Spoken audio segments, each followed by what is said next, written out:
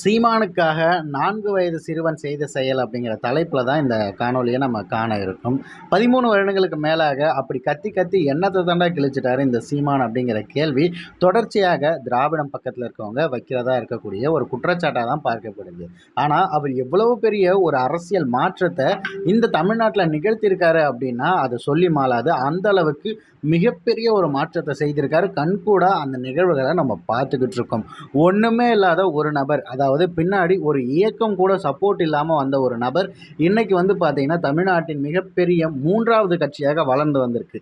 இத்தனைக்கும் காசு கொடுக்காம, சரக்கு கொடுக்காம, பிரியாணி பொட்டலம் கொடுக்காம கூட்டத்தை கூட்டி வெற்றிகரமாக அந்த கூட்டம் நடந்த இடத்திற்கு தடமே இல்லாத அளவுக்கு அத்தனை விடயங்களையும் சுத்தப்படுத்திவிட்டு அங்கேருந்து செல்லக்கூடிய நம்ம சுற்றுச்சூழல் பாசறை, அது மட்டும் இல்லாமல் பல தன்னார்வர்களும் அதை செய்கிறது. எத்தனை அந்த பஸ் டிரைவர்கள், வேன் டிரைவர்கள் எல்லாம் அங்கே இறக்குறாங்களோ, வண்டியில் ஆட்களை இறக்கக்கூடிய அத்தனை பேரும் பார்த்தீங்கன்னா இந்த மாதிரி ஒரு கூட்டத்தை பார்த்ததில்லைன்னு சொல்லி வியக்கிற அளவுக்கு ஒரு மிகப்பெரிய அரசியல் மாற்றத்தை செய்திருக்காங்க. அது மட்டும் இல்லாமல் அங்கே வரவங்க எல்லாருமே பல திமுக, அதிமுக கூட்டத்தை பார்த்தவர்கள். அது எல்லாம் மிஞ்சி போக, இவ்வளவு பெரிய மாற்றத்துக்கு போக குழந்தைகள் கிட்டலாம் சீமான் அவர்களுடைய பேச்சுகள் விதைக்கப்பட ஆரம்பித்து விட்டது. அந்த விதைகள் இப்போ முளைத்து மிகப்பெரிய அளவிற்கு வளர்ந்து வந்துக்கிட்டு இருக்கு. ஆனால் சீமான் அவர்களுடைய பேச்சுகளை கேட்டுக்கிட்டு இருக்க 3 வயது 4 வயது குழந்தைகள் எல்லாம் 10 12 வயது ஆகிறதுக்குள்ள ஒரு பேச்சாளர்களாக உருவெடுக்கிறார்கள். அதாவது அதற்கு மேலே போகும்போது அதே கட்சியில் வேட்பாளரை நிற்கிற அளவுக்கு நாம் தமிழர் கட்சியில் குறிப்பிட்டு ஒரு சில நபர்களை சொல்கிற அளவுக்குலாம் கூட வளர்ந்துருக்காங்க.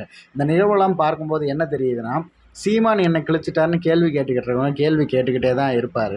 இந்த 3 வயது குழந்தைகள் இந்த காணொளி பார்க்குறாங்க இல்லையா, இந்த மாதிரி ஏதாவது ஒரு காணொளி அந்த திமுக, அதிமுகவில் இருக்க பேச்சாளர்களுடைய பேச்சுக்களை கேட்குற மாதிரி பதிவிடவே முடியாது.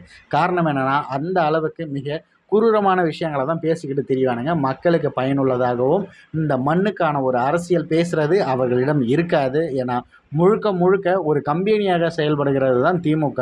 அந்த கம்பெனியில் வேலை பார்க்குற அத்தனை நபர்கள் தான் எம்எல்ஏ, எம்பிக்கள். அவர்கள் அந்த கம்பெனிக்கு விசுவாசமாக இருந்து என்ன செய்ய முடியுமோ அதை தான் செய்வார்களே தவிர மண்ணுக்காகவும் மக்களுக்குமான அரசியலை செய்ய மாட்டாங்க அப்படிங்கிறத இந்த இடத்துல ஆணித்தரமாக பதிவு செய்கிறேன். இந்த மாதிரியான மழைகளிடம் அண்ணன் சீமான் அவர்களுடைய கருத்துக்கள் போய் பகிர்றதை பற்றி உங்களுடைய கருத்துக்கள் என்னங்கிறத மறக்காமல் பின்னோட்டத்தில் தெரிவிச்சுருங்க. அண்ணன் சீமான் அவர்களுடைய வெற்றி மிக விரைவில் நிறைவேறுங்கிறது இதன் மூலயமா தெரிய வருது.